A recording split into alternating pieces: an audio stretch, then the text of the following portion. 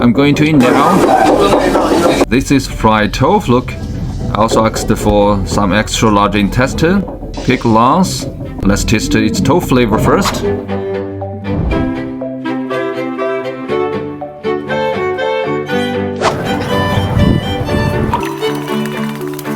Okay, look at here. This is the introduction to Dawailan Hutong. In this Hutong, we are looking for the former residence of the famous Peking opera artist. His name is Tan Xinpei. He was from Hubei, and he was also a famous Peking opera actor in the later Qing dynasty. Oh, it's here. Former residence of Tan Xinpei. As the most famous Peking opera actor in the Qing dynasty, Tan Xinpei was once recognized by imperial government. It is said that he sung for Empress Cixi, the daughter of Emperor Guangxu, and was awarded a yellow jacket, which was the highest honor at that time.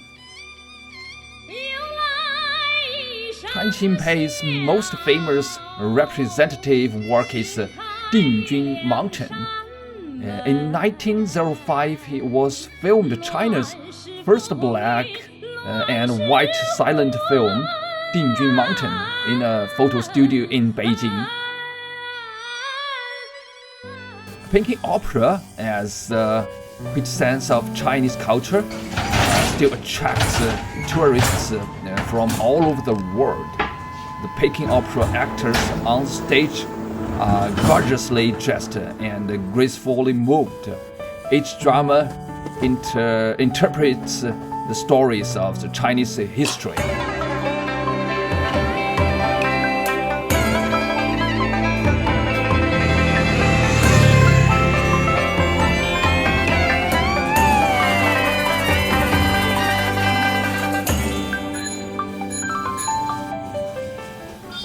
I saw look at here. This is a coffee and cocktail shop on the corner of the street. The entrance is very beautifully designed. Look at this. This is a small supermarket in LA. It's called Yongle Kaiyuan Supermarket. It's named after two reign titles of Ming Dynasty.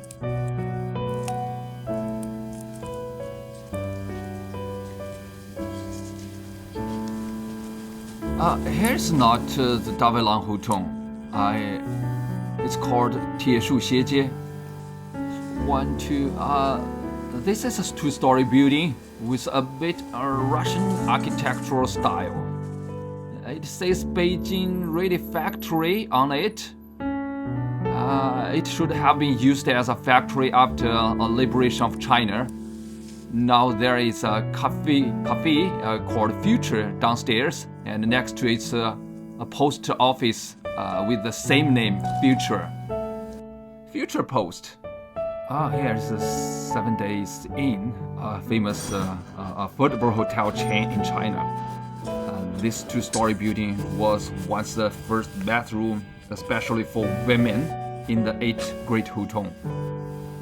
This is a 7 Days Inn, a famous Chinese affordable hotel chain. Was once the first bathhouse in Bada Hutong. That was opened for women because Bada Hutong is a red light district.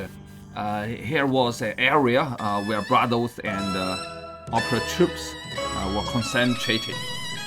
Such a bathroom was also dedicated to serving prostitutes and other women in the surrounding entertainment venues at that time. This was indeed the right market positioning at that time, and it must have been very lovely here. In the Qing dynasty, it was a typical male society. Women had a low social status and were often dependent on men. For various reasons, some women came to here to find a living. some performed in tea houses, and also some became prostitutes in brothels. Such a bathhouse was indeed a place for them to get a short relax and cleanse.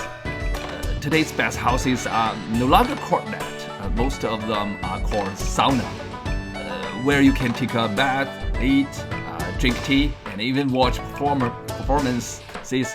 Of course, various foot massage are also one of the services of today's saunas. It must be said that today's saunas have concentrated all the services of a street in one store.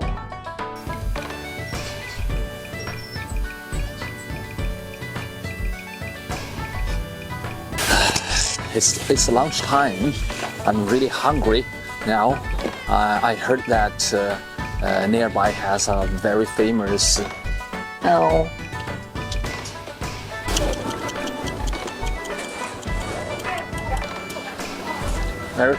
restaurant is 小长城.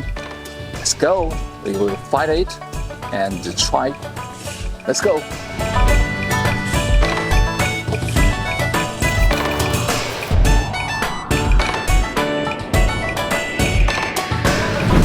Look at the length of the queue, you can tell the fame of this restaurant.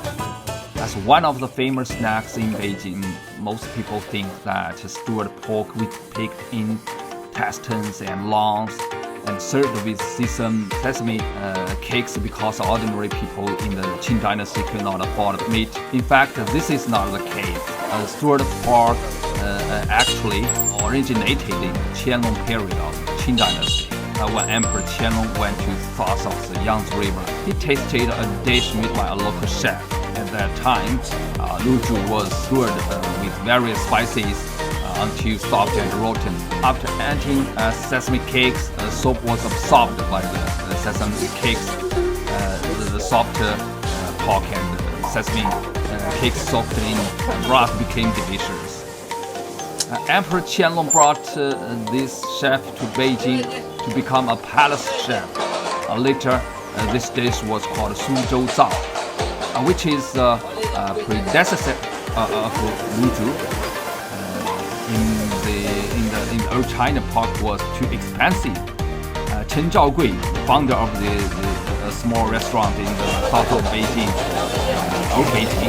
which is today's restaurant, used the intestine and lungs left after slaughtering pigs instead of pork to store and sell as 猪造肉. As a result, it was very popular among ordinary people and gradually became one of the most famous snacks in old Beijing.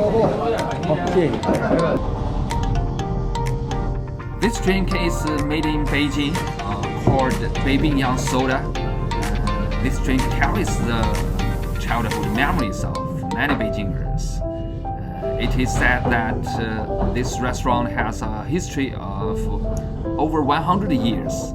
You see, the wall is hung with reports from tourists from all over the world about this restaurant. Although Beijing has a variety of delicious snacks, such as fried liver, fried chip, and so on, but we have to say that Xiao Changcheng is already one of the snack shops that tourists from all over the world must try when they come to Beijing. It's here. Where's the chopsticks? This is garlic. This is intestines. This is cakes. We will stir it up and mix it. It's about to start. You see, this is tofu. Add some extra intestine. This is long. Let's taste his tofu. This tofu is fried. After it's fried, it will be braised it again. The smell of this soup has gone into the cake and the intestine and lung. Small intestine Chen was famous by his intestine.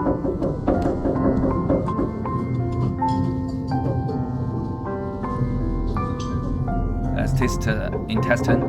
The intestine is very, very soft. Chew it up. Not so much is elastic.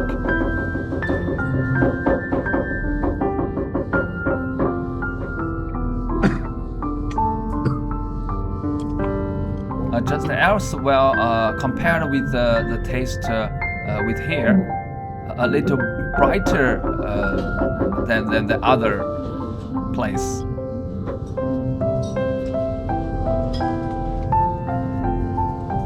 Let's try to taste this soap.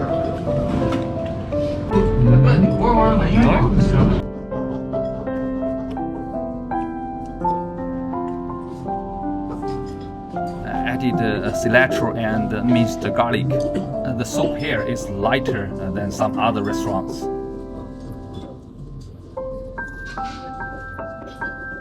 The soup here is not as thick as in some other restaurants. It's lighter and the tasting is not too strong. Talking about Luzhu, the most important thing is to clean it up. This is the most important and laborious step, because if it's not cleaned up, the Luzhu will have a bad smell. Therefore, the taste of the Luzhu in Beijing is the main factor to consider when choosing an authentic Luzhu. The origin of Luzhu was in the southern part of the old Beijing, because this was where the common people of old Beijing lived in larger numbers, and some of the earliest commercial markets appeared in the southern part of Beijing.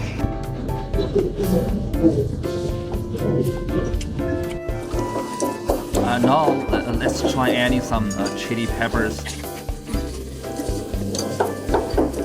Previously, before we tasted the Luzhu in clear soup. Now let's try it in spicy soup.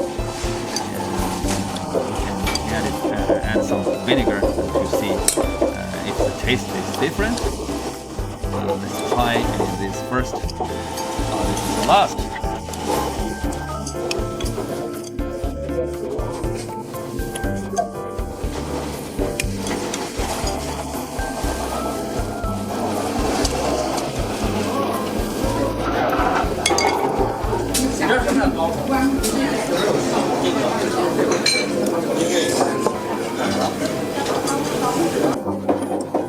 I think this one has to burp afterwards, you know, it's interesting.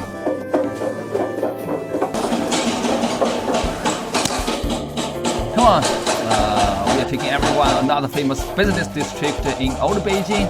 Come with me, let's go. 大石栏。